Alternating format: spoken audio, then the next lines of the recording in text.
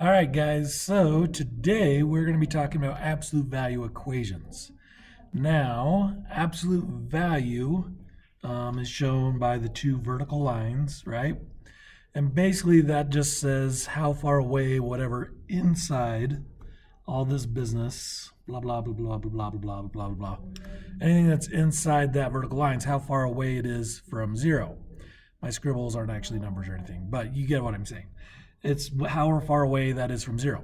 Now, remember, guys, distance cannot be negative. So that means that your absolute value cannot equal something negative. This number over here has to be positive.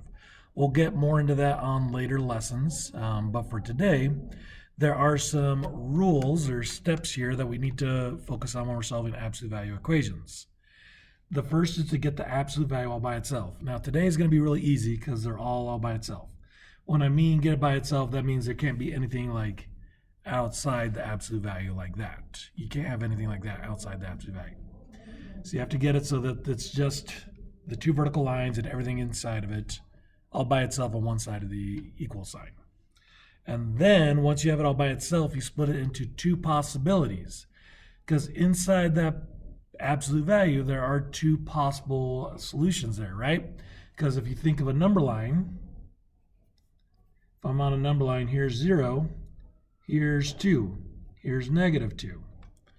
Both of those numbers are 2 spots away from 0. So their distance from 0 would be 2.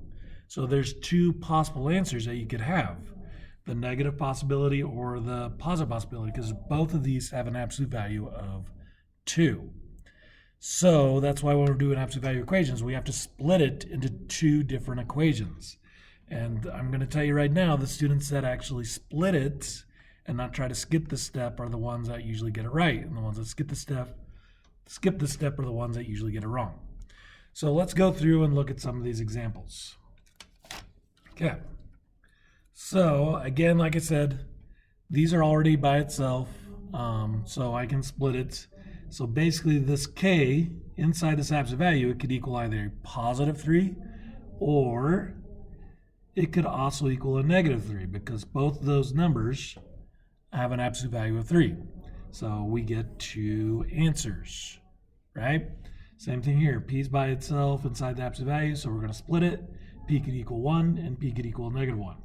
When you split the absolute value into two equations, you drop the absolute value. It's no longer there. Because basically at this point, you're looking at, without the absolute value, what P could it actually equal. So we don't worry about the absolute value when we split it. That's the step that we drop the absolute value signs, those two vertical lines. Okay, let's look at another one. N equals 8. N would equal -8. Actually, let me pause this real quick. Okay, welcome back. Sorry. I wanted to make sure we weren't doing any quiz questions. So let's look at something a little bit trickier. Let's look at number 9 here. Well, let's look at some of these up here. So let's look at number 6. So here the absolute value is all by itself, right? So we're going to split it. -6x could either equal +48 or -6x could equal a -48. And again, notice how when I split it, I dropped the absolute value.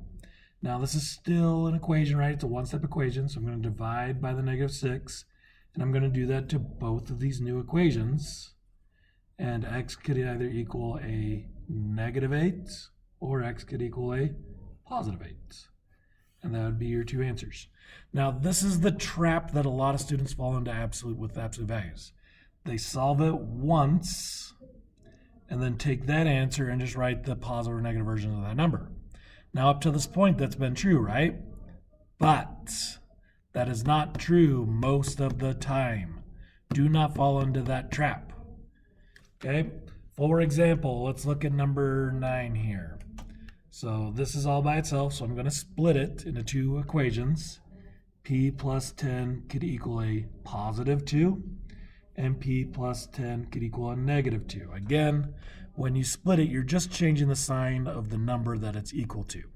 Because this is saying the absolute value of P plus 10 is +2, but the absolute value of that means that it could be two different things, right? Because the absolute value of 2 is 2, and the absolute value of -2 is 2. So that's why we have to solve for both of these possibilities. Now, when we solve it, we would just minus 10, right? It's adding, so we minus 10 to each side. P could equal negative 8. Now this is where a lot of students would get it wrong. They would write negative 8 and then they'd write positive 8.